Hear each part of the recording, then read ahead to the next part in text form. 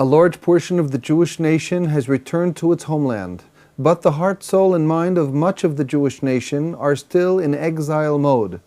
This state of affairs must and will inevitably change. This is Torah Nation TV from Jerusalem, and we are speaking with the head of Machon Shilo, Rabbi David Bar-Hayim. Shalom, Rabbi Bar-Hayim. Shalom. In a previous interview, the Rabbi explained why there is a mitzvah to wear a talit, cover one's head, and partially cover one's face while sitting Shiva. Can the Rabbi please explain why most Jews no longer observe this practice? The Tosafot in Masechet Moed Katan, Daf Kaf Aleph, claim that we rely on, in this matter, on the Talmud Yerushalmi.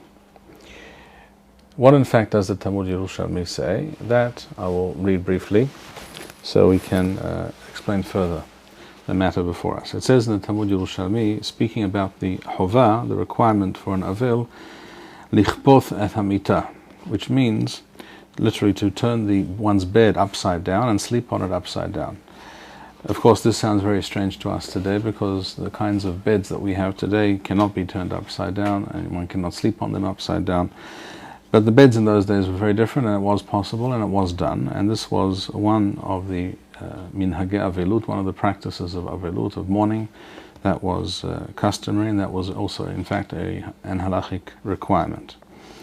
And in the Talmud Yerushalmi, Moed Katan, Perek Gimel, Halacha Hey, it says, Taneh Hadar Befundak, a Jew who is in aveluth during the 7 days of aveluth, and he is living in a pundak. A pundak refers to a hostel, a hotel, some kind of lodging house where different people stay.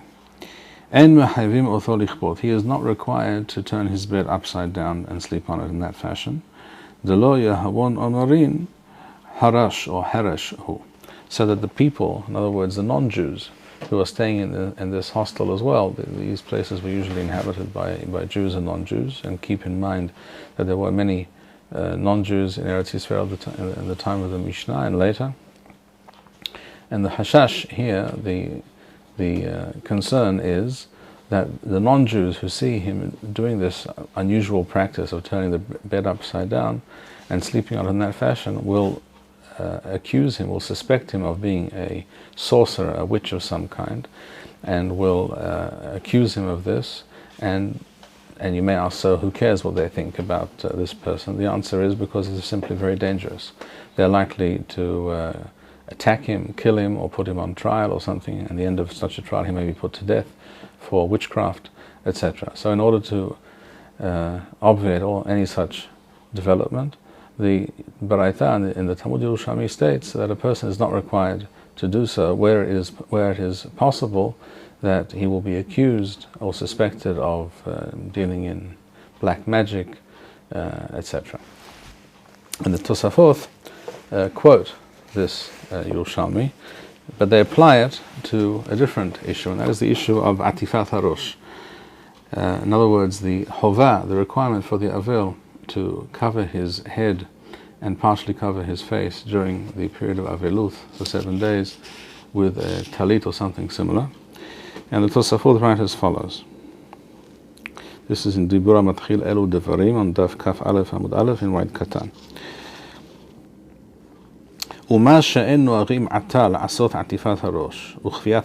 The fact that nowadays it is not our practice to do either of these two things, that is to say, kifiyat hamita, turning the bed upside down and sleeping on it in that fashion, and covering the head in the fashion described. We rely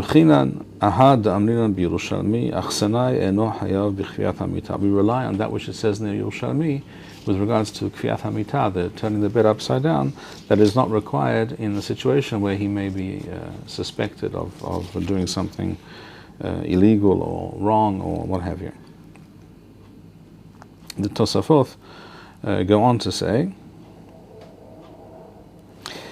a further reason why we do not turn our beds upside down, a very obvious reason.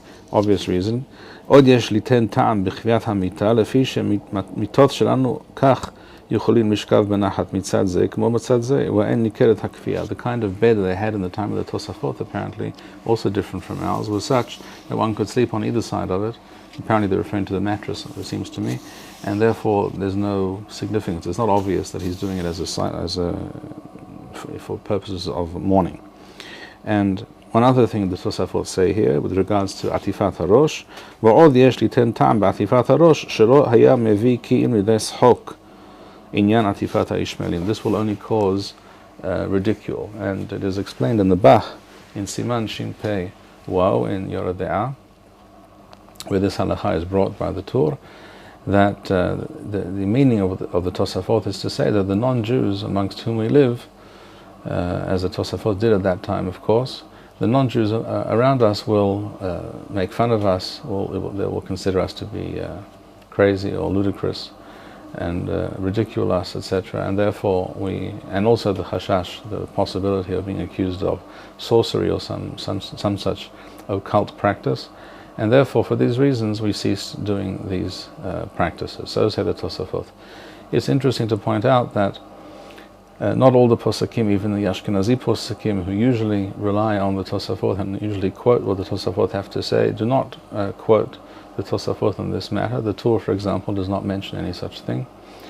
And this is one further example of how authentic and original Jewish practices, halachic practices, based on the teachings of Chachmei Mishnah and Talmud, the Chazal, how many practices went by the wayside, as it were, during the Galut, as a result of foreign influences or fear of the reaction of the Gentile population around us. Of course, nowadays, it would seem to me that this is no longer an issue, and if that was a legitimate reason in the past, it has ceased to be so today, and we can be thankful for that fact.